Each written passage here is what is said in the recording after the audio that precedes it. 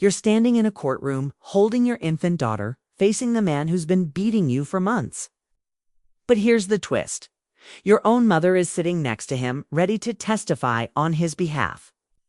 The same woman who raised you is about to help destroy you in court. What would you do? Well, I had a plan, and it was about to change everything. If you've ever felt the sweet satisfaction of justice being served, you're going to love this story. Hit that subscribe button, smash the like, and drop a comment telling me about a time someone underestimated you. Because today, we're diving into a tale where silence became the most powerful weapon of all. Let's get started. My name is Sarah. And I need to tell you about the house where my daughters made mistakes waiting to happen. From my earliest memories, I could feel the difference. It wasn't just that my parents loved my brother more, it was that they loved him at all. When he walked into a room, faces lit up. When I walked in, they barely glanced up from their conversations. My mother would stroke his hair while she spoke to him, her voice soft and warm. With me, her hands stayed busy with dishes, laundry, anything that kept her from having to actually touch me. I remember being 7 years old, proudly showing my mother a drawing I'd made at school. She glanced at it for maybe 2 seconds before handing it back. Very nice, sweetheart. Now help me with dinner. But when my brother brought home a barely passing grade on his math test, she celebrated like he'd won a Nobel Prize. She hung it on the refrigerator, called my father over to admire it, and made his favorite cookies to celebrate. The message was clear. I was an obligation. He was the future. They raised me like they were preparing a product for the market. Sarah, sit properly. A good wife doesn't sprawl like that. Sarah, speak softly. Men don't like loud women. Sarah, learn to cook perfectly. Your mother-in-law will judge you by your meals. Every lesson was about becoming someone else's responsibility, someone else's problem to solve, and I believed them. I believed that my worth was measured by how little space I took up, how few problems I created, how perfectly I could disappear into the background of someone else's life. So when Marcus came along, Dr. Marcus, the dentist with his own practice, and a respectable family, my parents practically vibrated with excitement. Here was their golden ticket, a successful man who would take their daughter off their hands, and they could finally say they'd done their job. I remember the day he came to our house for the formal meeting. My mother had been cooking for 3 days straight, cleaning like the Queen of England was coming to visit. She'd bought me a new outfit, the most expensive clothes I'd ever owned, and spent an hour doing my hair.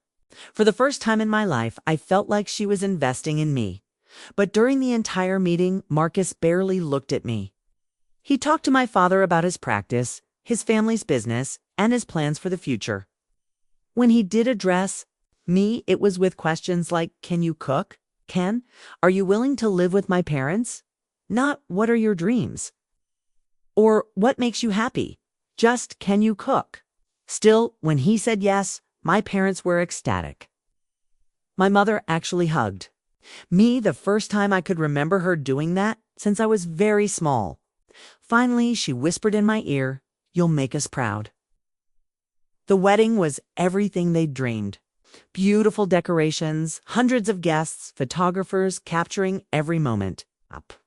My mother glowed as people complimented her on the arrangements, on how beautiful I looked, on what a perfect match this was. For 3 days, I was the center of attention. For 3 days, I mattered, but fairy tales end. And mine ended the moment we reached Marcus's house. The first sign was how he introduced me to his family. Not as his wife, not as someone he was excited to share his life with, but as the girl my parents chose. Like I was a piece of furniture they'd selected for his room. The second sign was our wedding night. I was nervous, shy, hoping for kindness, for gentleness, for some sign that this man might actually care about me. Instead, he was cold, efficient, almost mechanical. Afterward, he rolled over and said, I hope you give me a son quickly. My family is already asking questions. The abuse started small. A harsh word here, a criticism there. Why did you season the soup so much? Are you trying to give my mother high blood pressure? Can't you walk more quietly? You sound like an elephant. Why are you so clumsy? My mother never dropped dishes when she was your age. But small cuts can bleed you dry. And each comment felt like a tiny blade slicing away at what little self-worth I had left. I started second-guessing everything. Did I really walk too loudly? Was I actually that clumsy? Maybe I was just a bad wife who didn't know how to please her husband.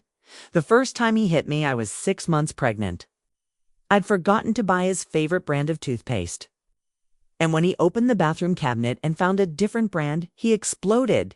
How hard is it to remember one simple thing? He screamed. And then his hand connected with my cheek so hard I saw stars. I stood there, hand pressed to my burning face, and he looked at me with such disgust. Don't look at me like that. You brought this on yourself. If you weren't so careless, I wouldn't have to discipline you. Discipline. Like I was a misbehaving child instead of his pregnant wife. When my daughter was born, I thought everything would change. Surely, holding his child would soften something in him. Surely, becoming a father would make him want to be a better man. Instead, the moment the doctor said it's a girl, I watched his face shut down completely. He didn't ask to hold her, didn't ask about her weight or length. He just stared at me with this cold, empty expression and said, "You were supposed to give me a son." My daughter, my beautiful, perfect daughter, was less than an hour old, and already she was a disappointment. Already she was not enough. I looked down at her tiny, perfect face and made her promise that I would never, ever let her feel the way I felt in that moment. The abuse escalated after her birth, the exhaustion of new motherhood, the hormonal changes, the constant crying. It all made me an easier target. When the baby cried at night, he'd shake me awake. Control your daughter. Some of us have real jobs to go to. When I couldn't get her to stop crying immediately, he'd throw things. A shoe, a book. Once, a coffee mug shattered against the wall right above where I was sitting, nursing her. I remember one night, she'd been crying for hours, was exhausted, emotional, trying everything I could think of to comfort her. Rian stormed into the room, grabbed my shoulders, and shook me so hard I thought my neck might snap. "Make her stop," he screamed. "Make her stop or I'll make you both stop." The threat was clear. And in that moment, I realized that my silence wasn't protecting anyone anymore. It was putting both of us in danger. But when I tried to reach out, when I tried to find support, discovered something that broke my heart all over again. I called my mother, crying, desperate for someone to tell me that what was happening wasn't okay. "Mom," I whispered into the phone, "Marcus hit me. He threw things. I'm scared." There was a long pause. Then, in a voice colder than I'd ever heard from her, "Sarah, marriage is not easy. A real wife learns to manage her husband's moods. You have to endure. You have to be stronger. Don't shame our family by complaining." She hung up. My own mother hung up on me when I told her I was being abused. I tried my father next. Surely he would want to protect his daughter. But his response was even worse. "Honey, every marriage has problems. You can't come running home every time your husband raises his voice. Learn to be a better wife." My brother was the final nail in the coffin. When I managed to visit them one day, showing up unannounced with my daughter, he took one look at me and said, "How long are you planning to keep using our house, Sarah? You're married now. Your problems are your husband's problems." At that moment, I realized I was completely alone. The people who were supposed to love me, support me, protect me, they had all chosen my abuser over me.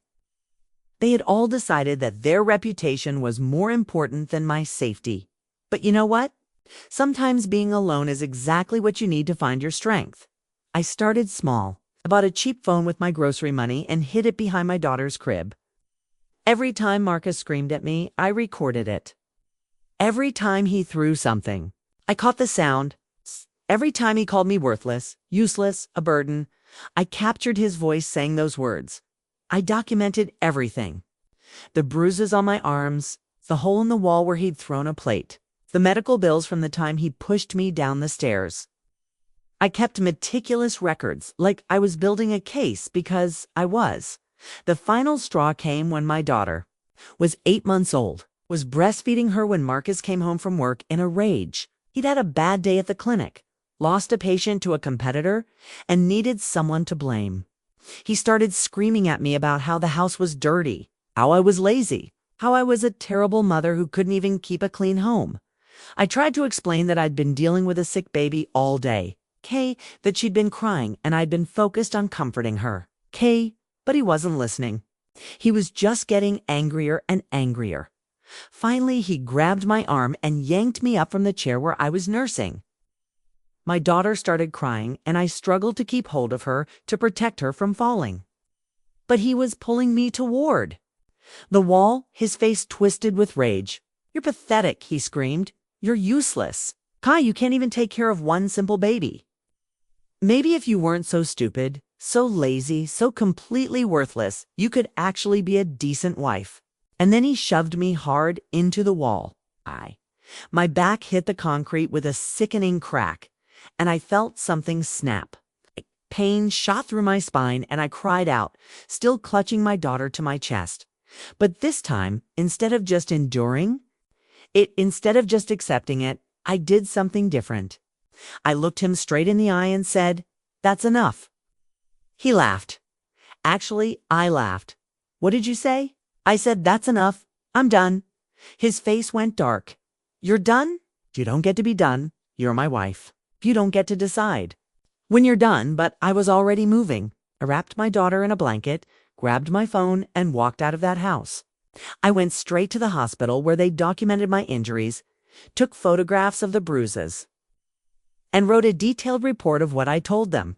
Then, I did something that the good daughter they'd raised would never have done. I filed a police report.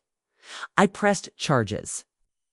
The day of the court hearing, I walked into that courtroom with my head held high, my daughter in my arms, and a folder full of evidence that would change everything. And then I saw them. Marcus was there, of course, with his lawyer, looking confident and smug. But sitting right next to him, like some kind of sick joke, was my mother. My own mother, who had come to court to testify on behalf of the man who had been beating her daughter. My brother was there too, looking annoyed and impatient, like this was just another inconvenience in his busy day. When I passed him in the hallway, he had the audacity to corner me and say, "How long are you planning to drag this out, Sarah? You're embarrassing the whole family. Embarrassing the family." I was asking for justice, for protection, for basic human dignity, and I was embarrassing them. But you know what? I had something they didn't expect. I had evidence. I had recordings. I had medical reports. I had photographs. I had built a case so airtight that their lies couldn't squeeze through the cracks. When my lawyer played the recordings in court, the room went dead silent. Marcus's voice, clear as day, calling me worthless, threatening me, screaming at me while I begged him to stop. The judge's face grew harder with each recording when the medical reports were presented, showing the pattern of injuries, the escalation of violence. I watched my mother's face crumble. This was her daughter's reality, laid bare for everyone to see. When the photographs came out, pictures of bruises, of holes in walls, of broken dishes and shattered glass, I saw Marcus's lawyer whisper urgently in his ear. They knew they were losing, but the moment that broke everything, the moment that shattered their perfect little narrative, was when the judge asked my mother directly, "Mrs. Khan, knowing what you know now, seeing this evidence, do you still believe your daughter should return to this marriage?" My mother looked at me across that courtroom. Our eyes met for the first time in months. And I saw something I'd never seen before. Shame, deep, crushing shame. She couldn't answer. She literally couldn't form words. The judge didn't need her answer. He'd heard enough. Full custody to the mother. Permanent restraining order. "Mr. Marcus, you are to have no contact with your wife or daughter. These proceedings are closed." The gavel came down like thunder. I walked out of that courtroom with my daughter, my dignity, and my freedom. I didn't look back at my mother's shocked face. I didn't acknowledge my brother's stammered attempts to talk to me. I didn't give Marcus the satisfaction of seeing me react to his threats. I just walked out into the sunlight, into my new life.